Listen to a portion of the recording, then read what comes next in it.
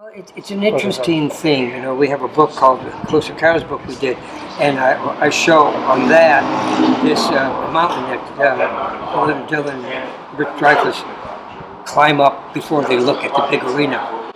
And for that, we built a 7-story mountain on rollers that they climb up. Today, they would do it in green screen.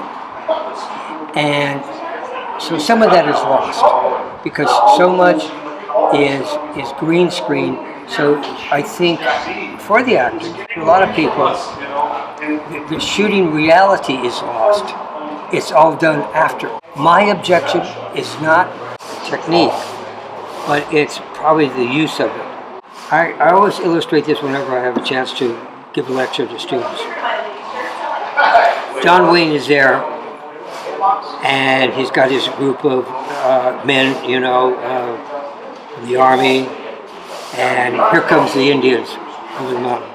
Oh my God, there's 200 of them there, and there's 25 years. How are they going to fight? Well, today they'll put 200,000. They'll just overdo it, and you say, wait a minute, you have a car crash or something turns over. And now they have 5,000. They have these big cranes shots, and I'm thinking, you tend to lose the reality.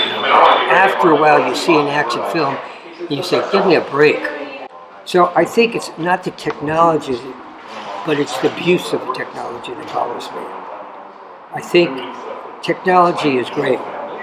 Just use it with discretion. Different kind of guys in this respect. Stephen, he would plan things, but he had a lot of energy, and get ideas. And so Hitchcock was very reserved.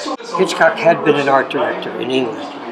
With Hitchcock, I remember him telling me on Torn Curtain, he says, Mr. Newman walks down the stairs, goes over to the registration desk, and leaves.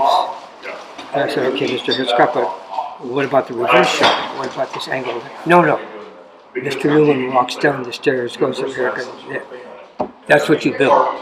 With Hitchcock, that's what you build, that's what I'm going to shoot. John Carpenter was quite a bit that way. Not that Stephen was crazy, but Stephen had big ideas. And he could, just different energies,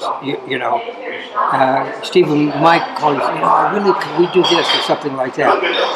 With Hitch, it was programmed. He didn't show much emotion.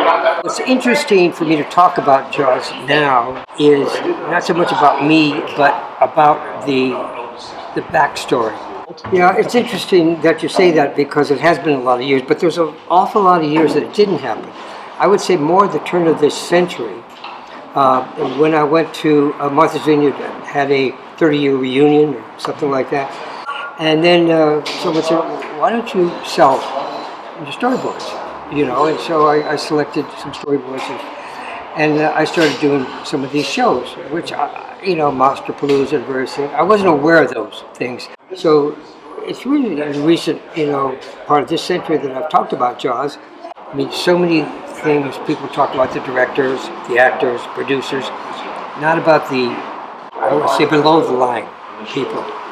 And Jaws, there were so many people that affected it, Bob Maddy, Miranda Gaspers, people like that. So that's sort of fun to bring that out, and it's fun to talk about this shark that never worked and why. It's such a big thing with me to clarify the year and a half that we were supposed to build a shark, and they gave us 5 months. So that's still stimulating, and so I haven't gotten tired of that yet,